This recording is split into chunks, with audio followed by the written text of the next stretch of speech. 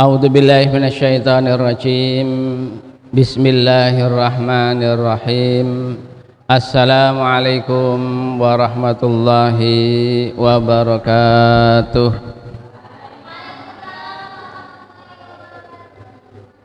Alhamdulillah na'buduhu wa nashkuruhu ala ni'matil iman wal islam. Asyhadu an la ilaha illallah wahdahu la syarika lah wa asyhadu anna Muhammadan abduhu wa rasuluh jaa'a bidinil haq liyudhhirahu 'alad dini kullihi wa kafa billahi syahida. Wassalatu wassalamu ala nabina Muhammad sallallahu alaihi wasallam wa ala ashabihi ajma'in, amma ba'du. Yang kami muliakan seluruh ustadz dan ustadzah di Yayasan Pendidikan dan Sosial El-Haq dan seluruh anak-anakku sekalian yang lagi menyaksikan tayangan channel TV El-Haq dan seluruh wali murid sekalian. Semoga kita senantiasa di dalam perlindungan Allah Subhanahu wa taala. Allah Subhanahu wa taala memberikan kesehatan, kesempatan, dan Allah Subhanahu wa taala melapangkan rezeki kita semuanya dan diselamatkan kita dari wabak Covid-19 yang lagi melanda pada saat ini. Amin ya rabbal alamin. Ustadz dan ustadzah yang kami muliakan, pagi hari ini saya mengajak kepada diri saya dan seluruh yang hadir pada kesempatan yang mulia ini, mari kita senantiasa bersyukur kepada Allah Subhanahu wa taala atas nikmat yang telah diberikan kepada kita semuanya. Khususnya Allah Subhanahu wa taala memberikan kepada kita semuanya nikmat termahalnya, yaitu nikmatul hidayah. Nikmat hidayah ini oleh Allah Subhanahu wa taala tidak diberikan kepada setiap manusia, akan tetapi Allah Subhanahu wa taala memilih hamba-hamba yang dipilih oleh Allah Subhanahu wa taala. Termasuk kita semuanya adalah hamba-hamba pilihan Allah Subhanahu wa taala. Semoga nikmat hidayah yang ada di dalam diri kita semuanya akan senantiasa meningkatkan kualitas ibadah kita kepada Allah Subhanahu wa taala, kedekatan kita kepada Allah Subhanahu wa taala, dan insyaallah setiap amal saleh yang kita lakukan akan mengangkat derajat kita, diampuni oleh Allah Subhanahu wa taala dosa-dosa kita, dan insyaallah kita dipertemukan di dalam surga Allah Subhanahu wa taala. Amin ya rabbal alamin. Di dalam ayat-ayat sebelumnya, insyaallah hari ini kita kaji surah Ibrahim ayat yang ke-15. Di dalam ayat-ayat sebelumnya Allah Subhanahu wa taala memberikan gambaran kepada kita semuanya bahwasanya seluruh para rasul di saat berjuang, di saat menegakkan kebenaran, pasti ada rintangan, pasti ada cercaan, pasti ada sesuatu yang mengganjal di dalam diri para rasul itu. Allah Subhanahu wa taala memberikan kepada seluruh para rasul yaitu wejangan di saat hinaan, cercaan yang muncul dan di saat rintangan yang muncul. Maka apa yang harus dilakukan oleh para rasul semenjak zaman Nabi kita Nuh alaihissalam sampai Nabi kita Adam alaihissalam, sampai kita yang mengambil iktibar dan pelajaran itu, hal yang harus kita lakukan adalah tawakal kepada Allah. Yang kedua, para rasul di saat berdakwah, di saat mendapatkan rintangan dan hinaan, maka Allah menyatakan as-sabru, bersabarlah menghadapi itu semuanya, karena kesabaran itulah yang menjadikan kalian diangkat oleh Allah Subhanahu wa taala derajatnya di hadapan Allah Subhanahu wa taala. Dan yang kedua, selanjutnya Allah Subhanahu wa taala menyatakan kepada kita semuanya bagaimana di saat Allah Subhanahu wa taala mewahyukan kepada para rasul di saat mereka mau diusir dari negeri mereka. Allah Subhanahu wa taala memberikan hiburan kepada para rasul itu, walanuskinannakum, akan aku tempatkan kalian semuanya di atas bumi ini dengan nikmat-nikmat Allah Subhanahu wa taala. Maka para rasul pada saat itu di dalam ayat berikutnya, di saat mereka itu mendapatkan wahyu dari Allah Subhanahu wa taala, mereka memohon kepada Allah Subhanahu wa taala. Di dalam ayat yang ke-15 Allah menyatakan wastaftahu dan memohonlah mereka semuanya kemenangan. Ada kalimat ziyadah atau huruf ziyadah di dalam istaftaha. Istaftahu. Jadi ada tambahan alif, ada tambahan huruf sin, ada tambahan huruf ta. Di dalam istilah bahasa Arab, kalau ada 3 tambahan huruf itu berarti artinya tolaba, meminta. Sebagaimana pernah saya jelaskan, ghafara ada huruf ziyadah alif sin ta. Ghafara berarti meminta ampunan. Istaghasa tambahan alif sin dari ta dari huruf ghasa atau kalimat ghasa berarti memohon pertolongan.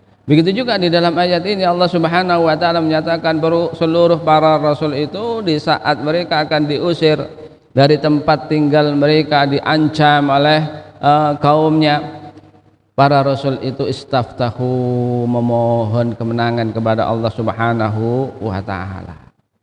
Memohon agar Allah Subhanahu wa taala memberikan kemenangan kepada dirinya dan seluruh para rasul itu. Maka Allah menyatakan di saat pertolongan Allah itu sudah datang, Allah menyatakan wa khaba, maka rugilah, maka hancurlah, kata Allah Subhanahu wa taala.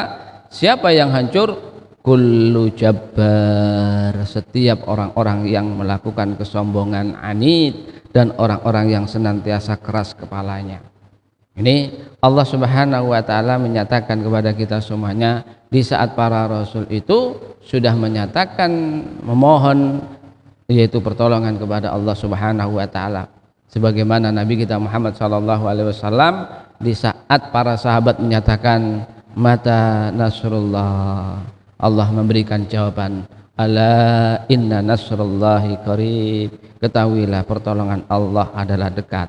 Di saat pertolongan Allah itu datang, maka seluruhnya dihabisi oleh Allah Subhanahu wa taala, sebagaimana kaum Nabi kita Nuh alaihissalam, kaum Nabi kita Hud alaihissalam. Di saat pertolongan Allah datang untuk orang-orang yang beriman, dihabisi mereka orang-orang yang kafir dan ingkar kepada Allah Subhanahu wa taala.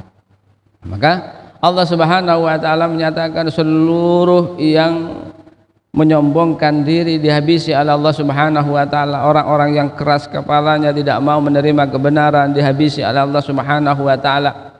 Itu di dalam kehidupan dunia. Di dalam kehidupan akhirat Allah menyatakan mewaraihi jahannam.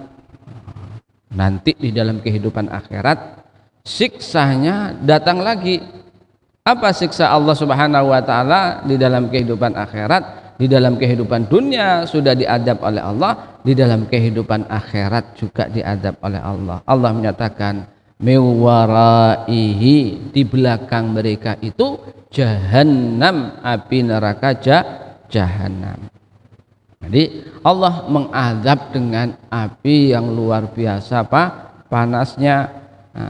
Maka Allah menyatakan di saat mereka itu dimasukkan ke dalam api neraka jahanam itu diberi minum, tetapi minumnya yang menjijikkan mereka. Allah menyatakan wa yusqa mimma'in shadid, wa yusqa, dan mereka diberi minum oleh Allah Subhanahu wa taala dari air nanah. Jadi bukan hanya darah di saat berada di dalam tubuh kita sudah menjadi busuk, menjadi nanah, maka itulah minumannya bagi orang-orang yang ingkar kepada Allah Subhanahu wa taala di dalam api neraka jahanam. Maka kalau sudah minum air seperti itu ya jelas delok ae wis jijik, kudu mutah dan lain sebagainya. Nah, itu melihat saja, apalagi diminum, karena sudah tidak ada yang bisa diminum lagi kecuali itu.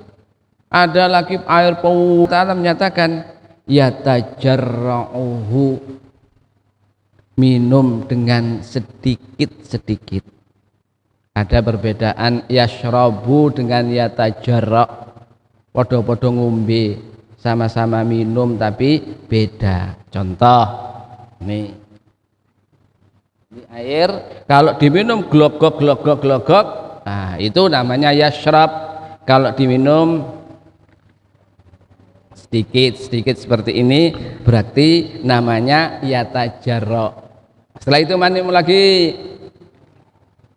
nah itu namanya yatajarro, namanya minumnya sedikit sedikit. Saking apanya? Saking jijiknya.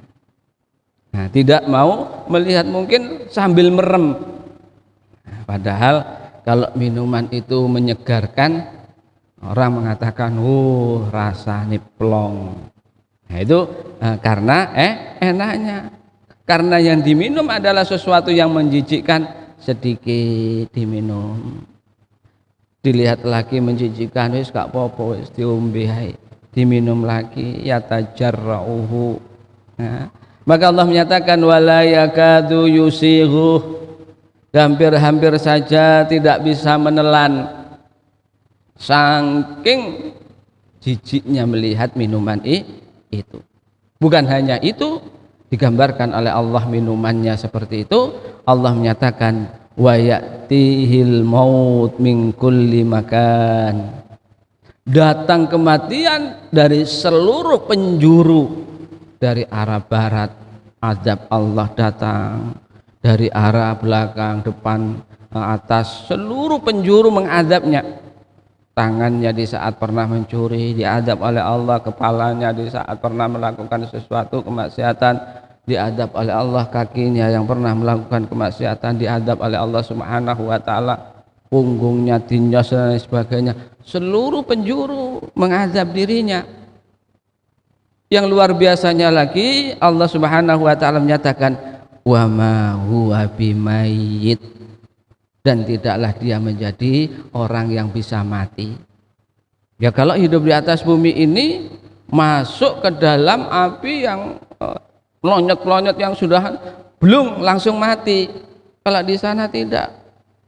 Di saat orang itu masuk, kematian datang dari segala macam penjuru, dari atas, dari bawah, semuanya datang azab itu.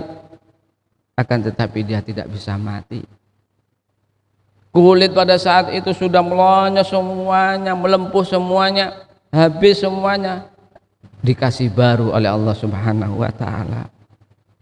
Allah Subhanahu wa taala menyatakan kullama nadijat juluduhum baddalnahum juludan ghairaha. Setiap saat kulitnya itu habis, meloncat, melempuh, habis semuanya, yang tinggal tulang belulangnya, Allah Subhanahu wa taala menggantikan dengan kulit yang baru lagi. Untuk apa? Liyadzuqal adzab, agar merasakan azab Allah Subhanahu wa taala. Itu tidak mati, terus azab itu siang malam, tidak pernah istirahat. Diadab lagi dari atas bawah, haus lagi dikasih minum. Minumnya adalah minum nanah dan darah. Ini azab bagi orang-orang yang ingkar kepada Allah Subhanahu wa taala. Maka kita jangan sekali-kali mampir, wis jelas gak enaki, jelas tidak enak. Maka kita sebagai orang yang beriman senantiasa memohon kepada Allah Subhanahu wa taala agar dijauhkan dari azab Allah Subhanahu wa taala ini. Nabi senantiasa mengajarkan kepada kita, setiap kali sholat diupayakan doanya Allahumma hjurni minan nar, ya Allah jauhkanlah kami dari api neraka ya Allah. Allahumma hjurni minan nar, Allahumma hjurni, minimal 3 kali. Berdoa itu agar Allah menjauhkan kita semuanya dari azab api neraka. Bukan hanya itu, setelah azab yang seperti itu Allah menyatakan wa min waraihi azabun ghalid, dan setelahnya itu maka ada datang lagi azab yang lebih dahsyat dari itu. Mukaddimahnya saja seperti itu. Karena apa? Setelah itu ada azab lagi yang luar biasa dahsyatnya. Jadi mukaddimah dari azab api neraka digambarkan oleh Allah Subhanahu wa taala di saat mereka ingin minum, minumnya adalah darah dan nanah. di saat kematian itu datang dari seluruh penjuru arah, dia tidak bisa mati di tempat itu, terus diadab oleh Allah Subhanahu wa taala. Setelah itu Allah Subhanahu wa taala mengadab yang luar biasa lagi, lebih dahsyat daripada itu. Ini Allah Subhanahu wa taala menyatakan kepada kita seperti itu. Setelah itu Allah Subhanahu wa taala di dalam ayat berikutnya memberikan contoh dan permisalan amal yang pernah dilakukan oleh orang-orang kafir karena mereka ingkar kepada Allah Subhanahu wa taala. Sebaik apapun amal yang mereka lakukan di atas bumi ini, sia-sia belaka. Allah menyatakan, masalul ladzina kafaru bi rabbihim. Masalul ladzina kafaru, perumpamaan mereka orang-orang yang ingkar bi rabbihim, terhadap Tuhan mereka. Dimisalkan oleh Allah Subhanahu wa taala perbuatan orang-orang yang kafir dan ingkar itu, meskipun itu baik, sosialnya baik, kepada orang lain memberi dan lain sebagainya, bahkan mungkin kepada orang yang beriman diberi.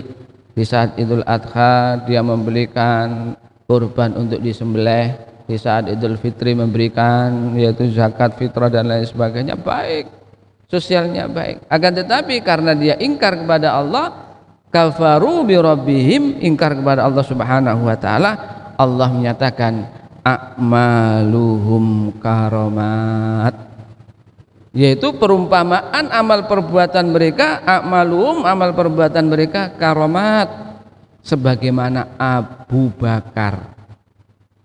Nah, jadi abu yang dibakar. Jadi abu di saat setelah sisa-sisanya ada bakaran itu, ini menjadi abu ini.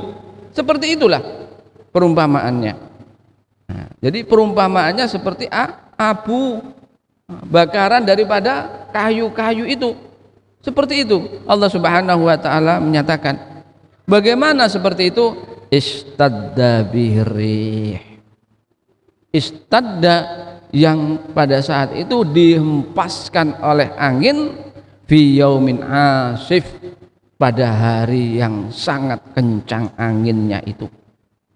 Bisa kita bayangkan ada abu, bakaran dari kayu itu, maka di saat abu itu dihempas dengan angin yang kencang, apa yang terjadi? Sia-sia, tidak tersisa sedikit pun. Itu perumpamaan, yaitu apa yang dilakukan oleh orang-orang kafir. Nanti di saat kehidupan akhirat mereka melihat, loh, amal perbuatan saya ini, dulu saya melakukan seperti ini, sosial saya baik, memberikan kepada orang lain baik dan lain sebagainya, kok tidak tertulis, kok tidak ada semuanya di dalam catatan ini. Allah menyatakan, yaitu sebagaimana abu yang dihempas dengan angin yang kencang, sia-sia belaka. Allah menyatakan, la yaqdiruna, tidaklah sedikit memberikan manfaat, mimma kasabu, dari apa-apa yang mereka lakukan, ala syai'in, sedikit pun. Jadi tidak ada manfaatnya sedikit pun bagi dirinya nanti di dalam kehidupan akhirat. Tidak memberikan pertolongan dan tidak menjadi amal yang tercatat, sia-sia.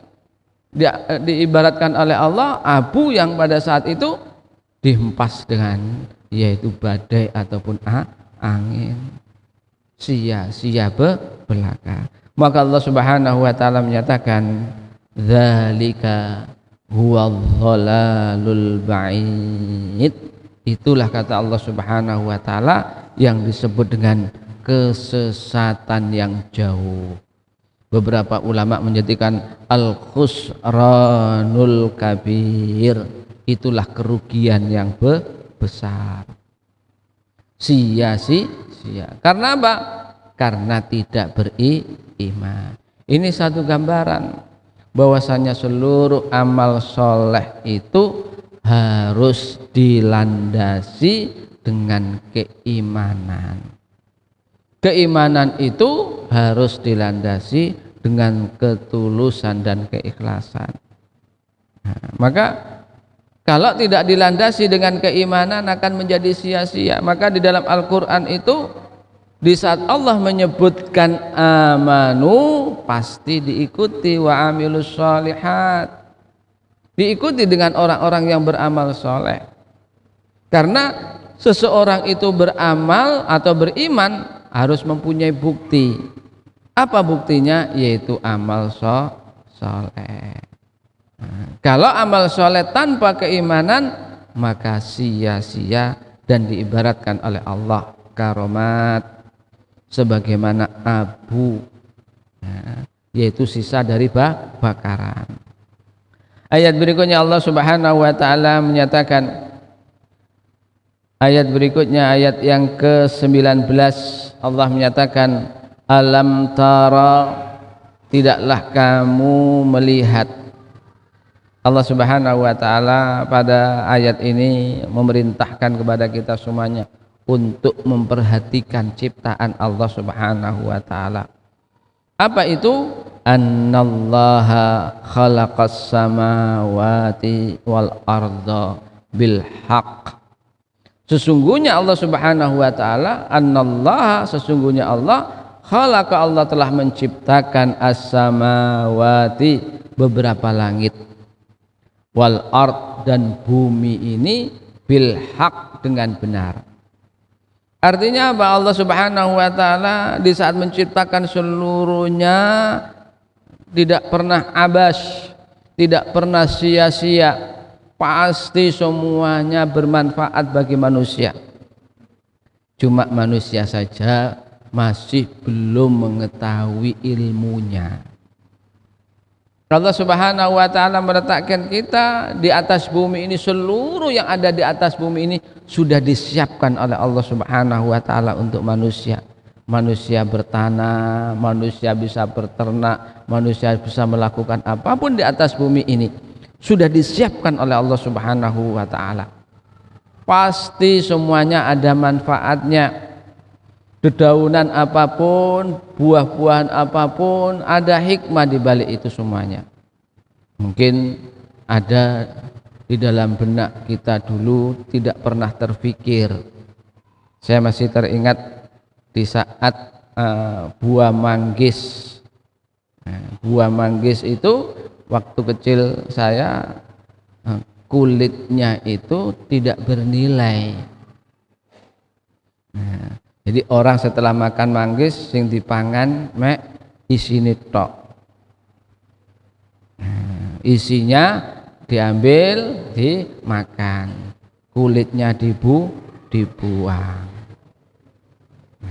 Akan tetapi perkembangan zaman, manusia memiliki ilmu, sekarang kulite karo manggise jik larang kulite. Di saat kulitnya itu diolah, dijadikan kapsul, dimasukkan kapsul menjadi obat. Ini satu contoh. Dulu di saat manusia belum memiliki ilmu, maka dibuang itu sesuatu yang seakan-akan tidak bermanfaat. Akan tetapi setelah manusia itu memiliki ilmu, maka tahu manfaatnya seperti ini. Juga banyak buah-buahan atau kembang-kembang yang ada di depan rumah kita ini, kita tidak mengetahui apa manfaatnya, apa faedahnya. Ada di depan rumah itu ada kembang yang disebut dengan ciloto namanya, yang tumbuh putih-putih, ada, nah itu ciloto. Orang dulu tidak mengetahui apa manfaatnya, faedahnya. Setelah diteliti ternyata ciloto itu di saat diletakkan di dalam air dan untuk membasuh mata itu, maka akan menyembuhkan beberapa penyakit yang ada di dalam mata. Kita baru tahu banyak hal-hal yang kita di sekeliling kita, karena kita tidak tahu ilmunya seakan abas, sia-sia. Akan tetapi seluruh yang diciptakan oleh Allah Subhanahu wa taala di atas bumi dan di atas langit itu tidak pernah sia-sia. Allah menyatakan bil haq, seluruhnya dengan benar. Semuanya pasti ada manfaatnya. Ini Allah Subhanahu wa taala menyatakan kepada kita seperti itu. Di dalam ayat berikutnya Allah Subhanahu wa taala menyatakan ayyasha yuzhibkum. Jikalau Allah Subhanahu wa taala menghendaki, Allah akan menghabisi kalian semuanya. Wa ya'tikum bi khalqin jadid, dan mendatangkan dengan ciptaan yang baru. Jadi Allah Subhanahu wa taala maha kuasanya. Bagaimana Allah menghabiskan satu kaum diganti dengan kaum yang lainnya, mudah bagi Allah Subhanahu wa taala. Kita ingat yang kemarin sudah kita kaji, bagaimana Allah menghabisi kaum Nabi kita Nuh alaihissalam, mereka yang tidak beriman.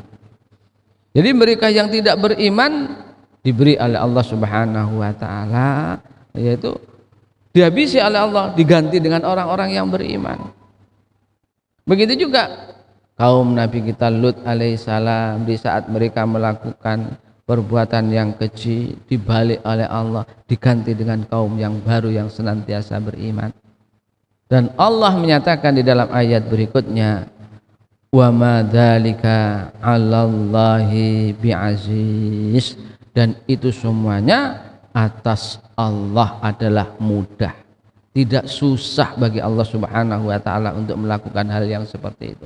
Menggantikan satu kaum dengan kaum yang lainnya bagi Allah adalah mudah. Digantikan kaum siapapun oleh Allah dengan kaum yang lain, tidak ada sesuatu yang sulit bagi Allah Subhanahu wa ta'ala. Ayat berikutnya Allah Subhanahu wa ta'ala memberikan gambaran bagaimana nanti manusia di saat dikumpulkan oleh Allah di yaumil mahsyar.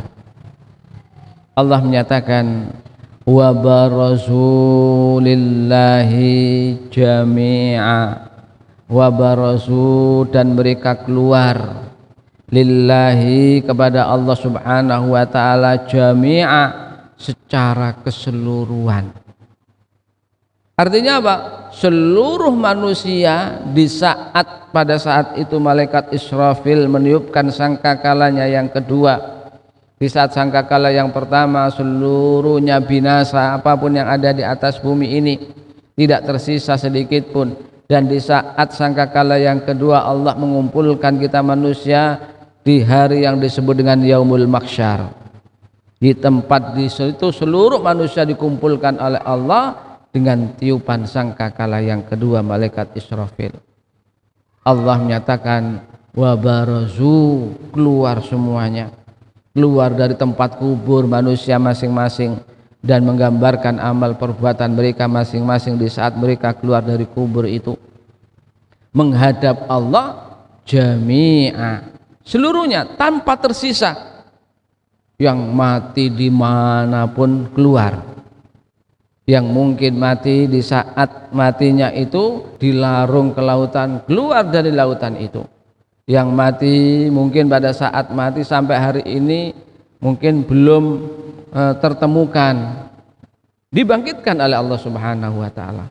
Kita ingat dulu saudara-saudara kita yang meninggal dunia di dalam bencana Adam air pada saat itu, tidak ditemukan.